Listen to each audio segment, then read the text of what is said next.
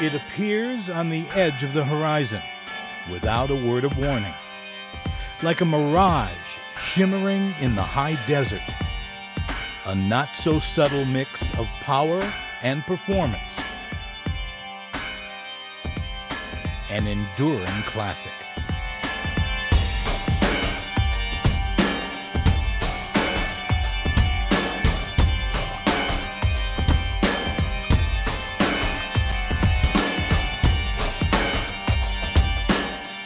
Do you remember the first time you got behind the wheel of a Viper? Well, I remember the first time I saw a Viper. I was still a student as a car designer, and I saw the Viper at Detroit Auto Show. It was only a concept, this beautiful roadster, a red roadster. I'll never forget that moment, because that's the first time I actually considered Chrysler. You know, I always thought of GM and Ford, and Chrysler was there, but not front of mind. I saw that, and I was like, who is this company that would make this car, you know?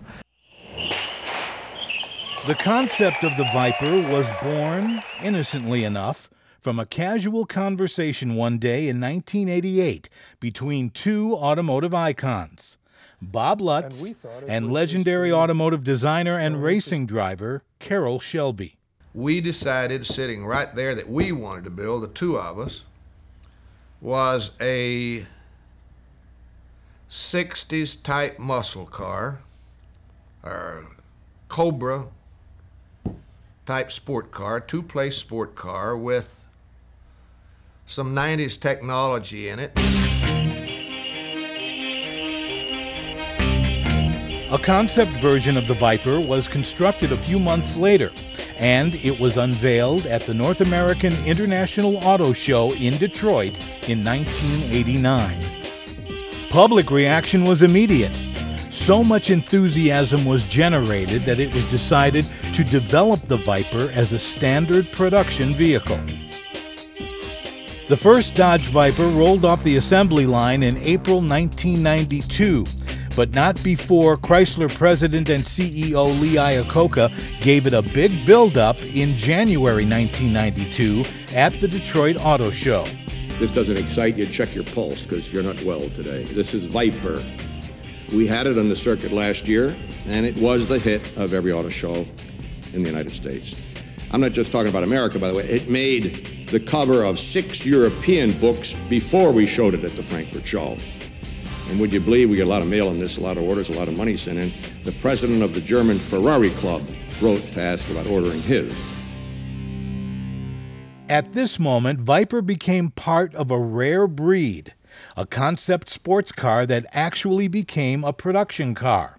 The centerpiece of the car was its engine. It was based on the Chrysler LA design, which was a truck engine. The original configuration made it too heavy for sports car use, so Lamborghini, then owned by Chrysler Corporation, revamped Dodge's cast-iron block V10 for the Viper by recasting the block and head in aluminum alloy. The Viper was quickly becoming a cultural icon, so much so it inspired its own TV show. 3, 2, 1. Activate.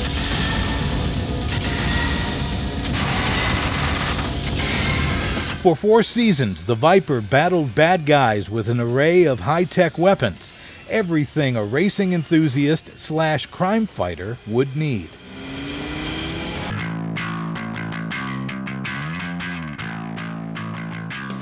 A coupe model called the GTS was introduced in 1996. Vipers could be seen participating often in racing events. The GTS, like its predecessor, was chosen as the pace car for the 1996 Indianapolis 500. The Dodge Viper underwent a major redesign in 2003, courtesy of Daimler Chrysler's Street and Racing Technology Group, or SRT. For many, Viper means racing. After scoring multiple victories at home and abroad, Viper spawned its own racing series, the Viper Cup. The Viper is hand-assembled at the Connor Assembly Plant in Detroit, Michigan, by a team of carefully chosen, skilled workers, each with over 300 hours of training. We'll be ready to build this vehicle 2013 ZD and they're really excited about it. Using a lot of WCM methodologies to return to basic conditions. All of our team has gone through world-class manufacturing training for a lot of the basic tools, and we're starting to incorporate those tools in our daily activities at the plant.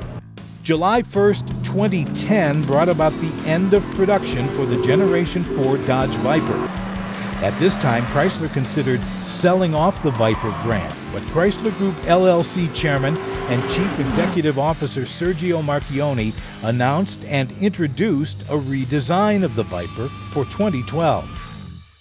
In autumn of 2011, it was announced that the Generation 5 Viper would debut at the New York Auto Show in April 2012, and that street and racing technology would become a separate brand within Chrysler, with the Generation 5 Viper as its halo vehicle. Well, this is the Viper that almost wasn't. That's why it's so special. I mean, this is a brand that was for sale about 4 years ago when Cerberus was here. They were literally trying to sell the brand off, which is devastating for me and for a lot of us. So there's a lot more. It's a special car in a way it symbolizes the company's resurgence, the company's relevance, the company's passion.